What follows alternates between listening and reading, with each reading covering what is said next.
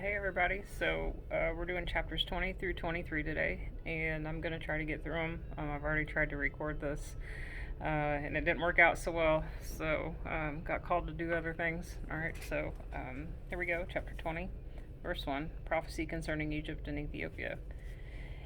In the year that Tartan came unto Ashdod, when Sargon the king of Assyria sent him and fought against Ashdod and took it, at the time spake Yahweh by Isaiah the son of Amos, saying, Go and loose the sackcloth from thy loins, and put off thy shoe from thy foot. And he did, so walking naked and barefoot. So Isaiah preached for 3 years barefoot naked. Yikes. Don't want that calling. But anywho, so Ashdod is the Philistines that we know, okay, major seaport in Israel these days. And Tartan, it means commander in chief. So Assyria is going to take out Egypt and Ethiopia, okay? Alright, so verse 3, And Yahweh said, Like as my servant Isaiah hath walked naked and barefoot 3 years for a sign and wonder upon Egypt and Ethiopia, so shall the king of Assyria lead away the Egyptians prisoner and the Ethiopians captives, young and old, naked and barefoot, even with their buttocks uncovered, to the shame of Egypt. So they're just going to be ashamed, okay? They're going to be embarrassed, and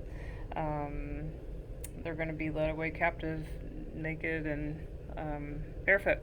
All right, so king of Assyria is going to take them into captivity. So Assyria not only conquers the rest of these places that we're talking about, but they also conquer Egypt and Ethiopia. And they shall be afraid and ashamed of Ethiopia, their expectation, and of Egypt their glory, and the inhabitant of the isle shall say in that day, Behold, such is our expectation, whether we flag for help to be delivered from the king of Assyria, and how shall we escape? Alright, so basically what's going on here is Isaiah is trying to warn Judah, and he's trying to tell Hezekiah that Assyria conquered the northern kingdom, and he's trying to warn them that that Egypt and Ethiopia are going to be conquered as well. And the reason why he's doing that is because Hezekiah was fearful that the Assyrians were going to conquer them, which we know they don't. But he was fearful that they were going to conquer them, so he made an alliance with Egypt and Ethiopia. And God's saying, telling him, don't make these alliances because I'm going to crush them too. And basically, don't seek alliances, trust in me. Don't trust in the flesh. Man can fail, God doesn't fail. Okay, he's the only sure thing in our lives. So that's what he's telling him through Isaiah. He's telling King Hezekiah this, and he ends up making the alliances, and but God saves him from Assyria. All right, and we know the Babylonians are the ones that conquer Judah. So, okay, chapter 21. We'll move on here. The fall of Babylon prophesied. So, the burden of the desert of the sea, as whirlwinds in the south pass through, so it cometh from the desert, from a terrible land. Okay, so we're going to be talking about Babylon again. Okay.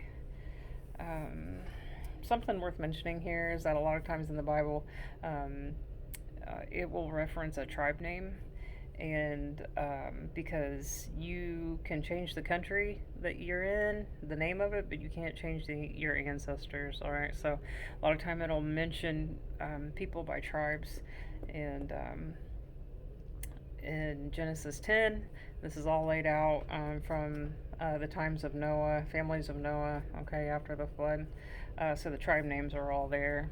An example of that would be Magog. Magog was a tribe, and we know that they were the Scythians, and they settled north of the Caucasus Mountains. So basically, we know that Magog is Russians. They're from Russia. Right? Okay, so verse 2, A grievous vision is declared unto me, a treacherous dealer dealeth treacherously, and the spoiler spoileth. Go up, O Elam. Okay, and I'm pretty sure I had a note on that. Elam is Persia. So that's what I was getting into. That's a tribe name. Persia didn't exist yet, so Isaiah calls it Elam here because the word Persia didn't even exist. But he's talking about Persia. He's predicting Babylon's fall from Persia and the Medes. All right. So um, it says, "Go up, O Elam, or Persia, besiege, O Media, which is the Medes. All the sighing thereof have I made to cease. Therefore are my loins filled with pain. Pangs have taken hold upon me, as the pangs of a woman travaileth. I was bowed down at the hearing of it. I was dismayed at the seeing of it. My heart panted in fearfulness, affrighted me. The night of my pleasure hath he turned into fear unto me." Okay, so what he's talking about is he sees the destruction that's going to come upon Babylon. All right. Um, let me catch up with my notes here. He names the two nations, the Medes and the Persians, that conquer Babylon. All right. So we know that literally happened, and so Isaiah names them here. He prophesies about them. These two nations successfully took down, as we know, the dominating world empire of that day, which was Babylon. So this is a true prophetic word that came true. All right. So birth pangs, beginning of sorrows, it's all common among prophets. They prophesy about end times, okay? Sorrows is a Greek for birth pains. Isaiah in 5 to 6 kind of starts in on sarcasm, and that's why I stopped on 4. So he starts speaking sarcastically, and it's going to be about Belshazzar. All right. "Prepare the table, watch the watchtower, eat, drink, arise, ye princes, and anoint the shield." When he talks about anointing the shield, he's talking about greasing the shield, basically. Because if you were to grease a shield, a sword would just kind of glance off of it, not pierce through it. So that's what he's talking about. "For thus hath Yahweh said unto me, Go, set a watchman, let him declare what he seeth. And he saw a chariot with a couple of horsemen, a chariot of donkeys, and a chariot of camels, and he hearkened diligently with much heed." All right, so this is actually a bad translation. What this verse means is that they're coming two by two. All right. So in these, he starts getting sarcastic, and I told you he's talking about Belshazzar because he has that big dinner. The Medes and the Persians are coming after him, and he doesn't think he can be conquered. Okay, so he's got this big party going, and they took the gold implements from God's temple, and they're drinking out of them, and they're worshiping, the gods of silver and gold, and that's when the hand appears and writes the message. Okay, so that they're going to be basically done by the end of the night, and it happens. So anywho, so they're partying it up, and Isaiah's pretty much telling them, hey, the Medes and the Persians are outside waiting you. All right, so okay, 2 by 2. We already talked about that. And so the next verse 8, and he cried a lion, Yahweh, I stand continually upon the watchtower in the daytime, and I am set in my word whole nights. And behold, here cometh a chariot of men with a couple of horsemen, and he answered and said, Babylon is fallen, and all the graven images of her mighty ones hath broken into the ground. All right, so we'll go back up to verse 8. What this is talking about is the lion he's talking about here is actually the lion that Daniel sees in his vision in Daniel chapter 7. I think chapter 7. Yeah, Daniel chapter 7. Okay, so what Daniel sees in a nutshell is like Gentile history in the form of governing empires, and they come in the form of a beast. And the beast rises out of the sea, and the first one he sees is a lion with wings, and that is Babylon. All right. So the idiom that Isaiah is using for Babylon as an empire here, as a lion, Holy Spirit is letting us know in Daniel 7 that when Daniel sees his vision, because Daniel's not even alive yet, but when Daniel has his vision of the lion, we know that it's Babylon. Holy Spirit connected it for us. So All right, echoes of Revelation 18, fallen, fallen, which we know when it says it twice, it's going to happen quickly. So Babylon is fallen, and all the graven images of her mighty ones hath he broken into the ground. So there's a discrepancy here because we are talking about the literal fall of Babylon in this passage, okay? But Babylon, as we know, has not been destructed yet, and this passage kind of insinuates that because he says that the graven images of her mighty ones have he broken into the ground. They haven't done that. So when the Persians took over and Cyrus made his headquarters in Babylon, he actually went to the temples and worshipped their gods because that was something that he did. That was just his style. When he conquered a people, he went and he honored their temples and the gods that they worshipped. And so he worshipped them, and he didn't tear down their idols like he's saying, like this passage is saying here. So I believe that's still to come. It's an issue. It's an important issue. You can do your homework and make your mind up for yourself. Okay. The Bible says that it will be destroyed like Sodom and Gomorrah was destroyed, and that's not happened yet. I think it will happen one day. So do your homework and decide for yourself. But I think that Babylon did fall, but it's not destructed yet. We've went over that several times. But I just want you to decide for yourself. And if you're interested in deciding for yourself, so you can sit down in one sitting and read Isaiah 13:14, Jeremiah 50 and 51, and Revelation 17 and 18 all in one sitting, and that'll give you a good perspective about whether Babylon is going to become world empire again. So here we'll see that it has a twofold fulfillment. So because it's literally happening, and then also we get some prophetic out of this too. So, all right, verse 10. We're going to be talking about the thrashing floor here, and that's a style of writing that speaks of tribulation. So, oh, my thrashing and the corn of my floor, that which I have heard of Yahweh of hosts, the Elohim of Israel, have I declared unto you. All right, so that's speaks of thrashing of the floor, speaks of tribulation. Verse 11, the burden of Duma, which was Edom. He called to me out of the seer, watchman, what of the night, watchman, what of the night? The watchman said, the morning cometh, and also the night. If ye will inquire, ye return come. I have no idea what that means. The commentators I listen to have no idea what that means, and they just kind of left it alone. So we're going to leave it alone too. Alright, so we're going to be talking about Dedanim here in a minute. That is... at Saudi Arabia now, but Dedan, when it speaks of Dedan in here, it's talking about the Arabians and Arabian tribes, Dedan, Tema, Kedar. Those are tribes of Ishmael. Ishmael had 12 sons. All three of those are tribes of Ishmael, and we'll talk about Kedar here in a minute. But Dedan is Saudi Arabia, but Dedan in here speaks of the tribes of the Arabian tribes, and those are Islamic tribes. All right. So, have no clue what 11 and 12 mean, so we'll move on to 13. The burden upon Arabia, in the forest in Arabia shall lodge, O ye traveling companies of Dedanim, which is Dedan, okay? The inhabitants of the land of Tema brought water to him that was thirsty. They prevented with their bread him that fled, for they fled from the swords of the drawn sword, and from the bent bow, and from the grievousness of war. For thus hath Yahweh said unto me, within a year, according to the years of a hireling, all the glory of Kedar shall fail. So, I'll go ahead and finish this out.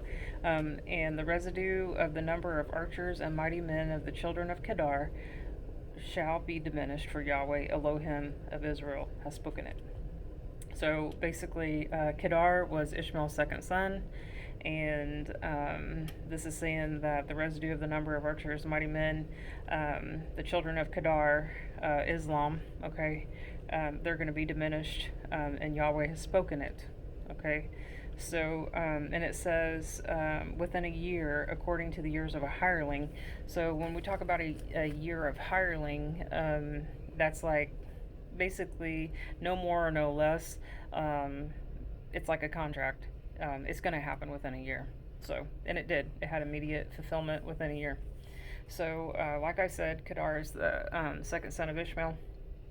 And we know that Ishmael was the son born between Abraham and the maidservant Hagar.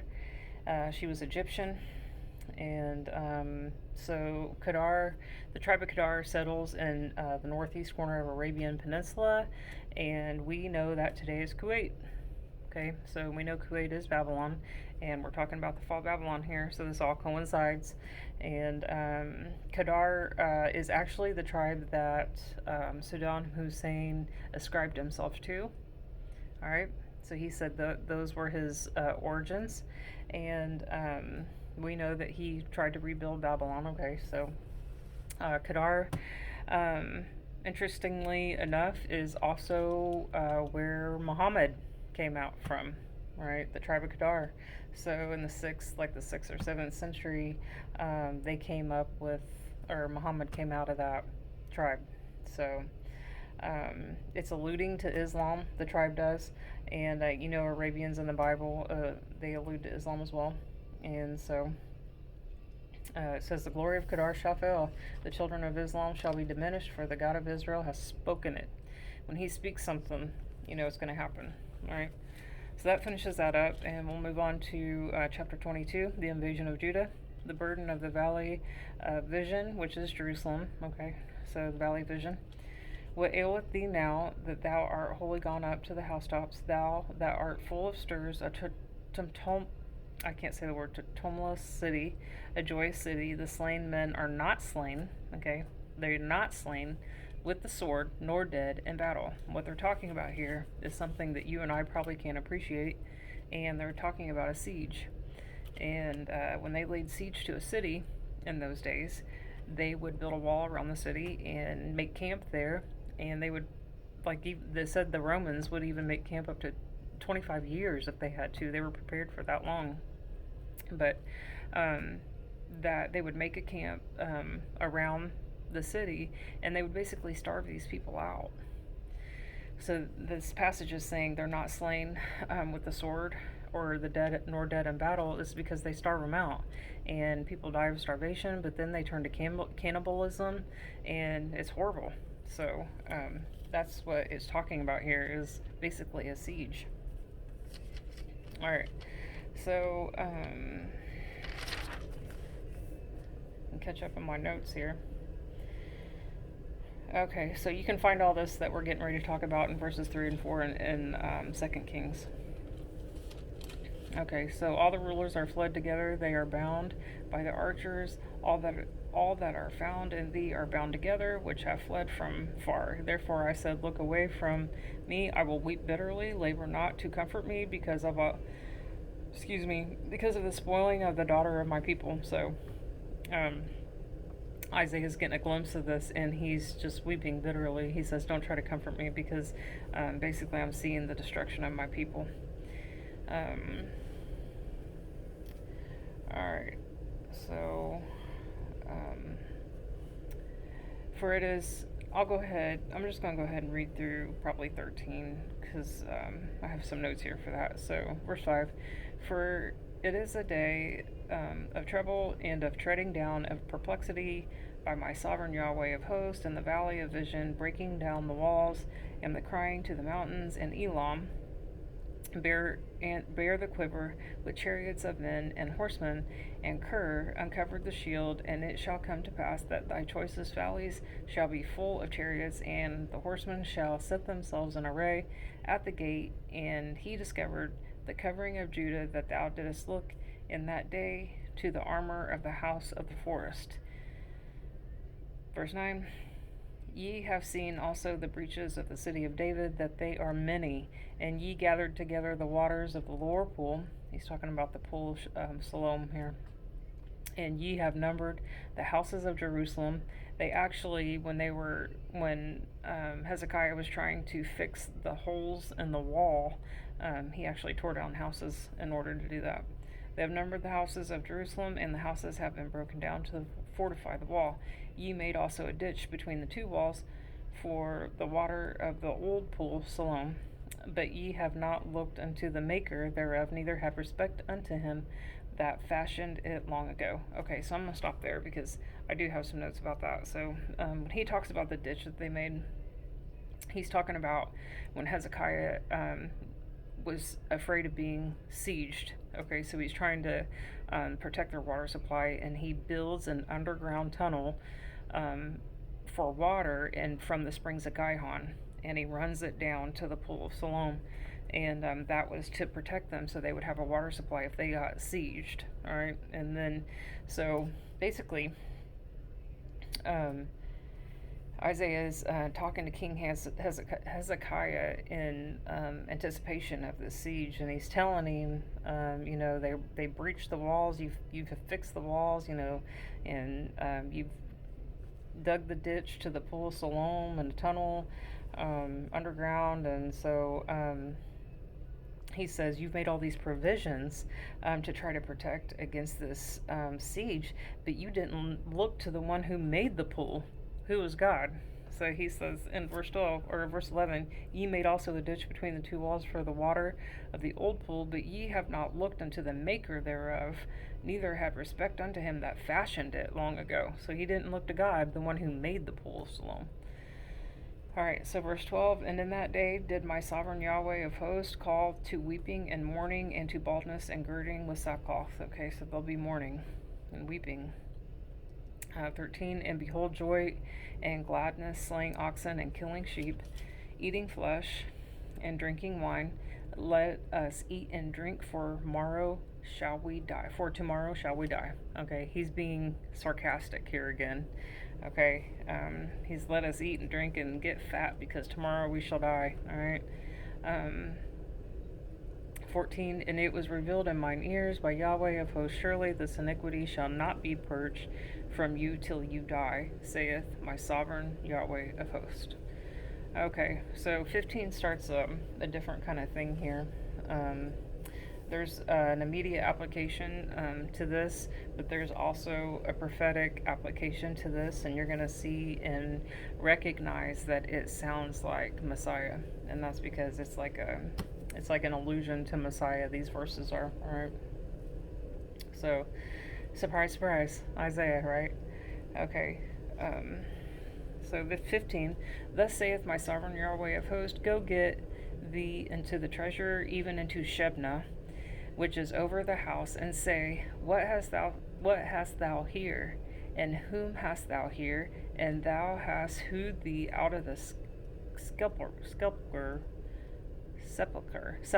Okay, it's a grave, and I'm gonna say grave from now on, because I can't say that word. So, grave here, as he that heweth him out a grave on high, and that graveth an habitation for himself in a rock. So basically, he's got himself, this Shebna, his on an ego trip, and he's carving himself out this grave. Okay.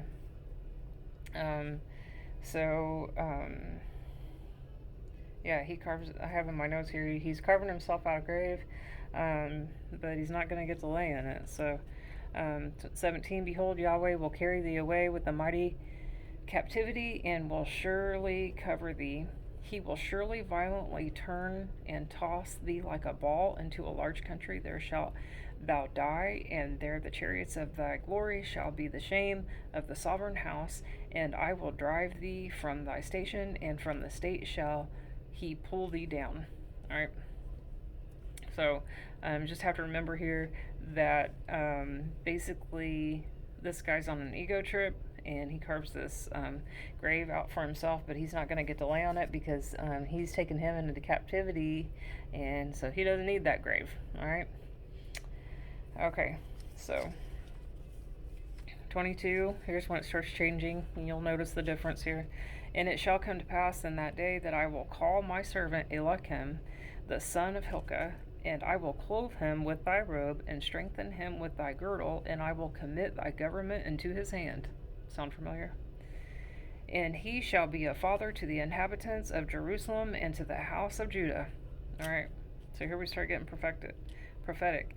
And the key of the house of David will I lie upon his shoulder, so he shall open and no one shall shut, and he shall shut and no one shall open. Now that sounds real familiar, right? Revelation? Revelation 3:7, I think. Yeah, 3:7. And 23, and I will fasten him as a nail, which also can be a peg in this, in a sure place, and he shall be for a glorious throne and his father's in his father's house, and they shall hang upon him all the glory of his father's house, the offspring and the tissue and the issue, all vessels of small quantity, from the vessels of cups even to the vessels of flagons. And in that day, saith Yahweh of hosts, shall the nail that is fastened in the secure place be removed and be cut down and fall, and the burden that was upon it shall be cut off, for Yahweh has spoken it. All right. So, and there's a reference to that in Zechariah 10:4.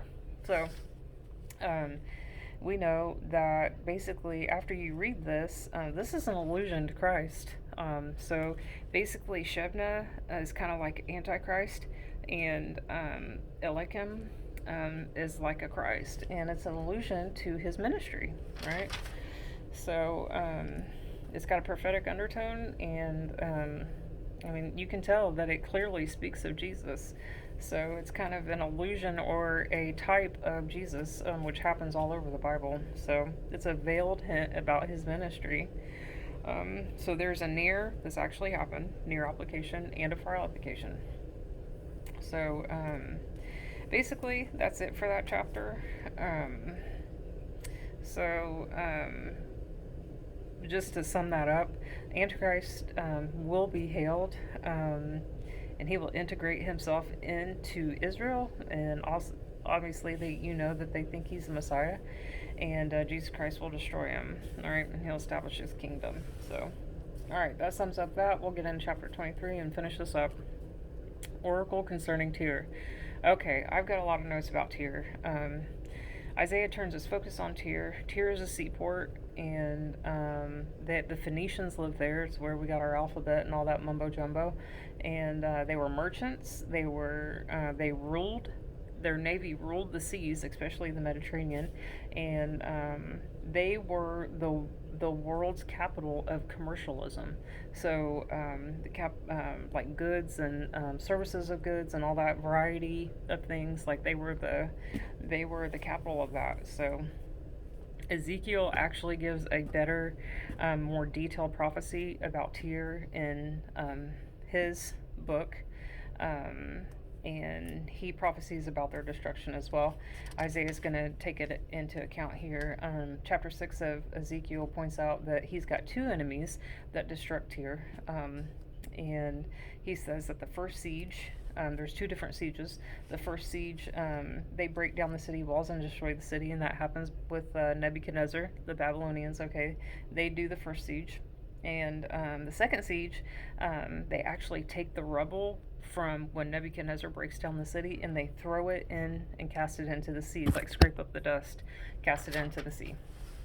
So, like I said, the first siege was by Nebuchadnezzar. It took him 13 years to tear down the city, and as he was doing this, there was like a offshore, like a mile away, an island. They moved to the island, and because they were like big Navy seaport people, and he had a land army, so he wasn't able to conquer them.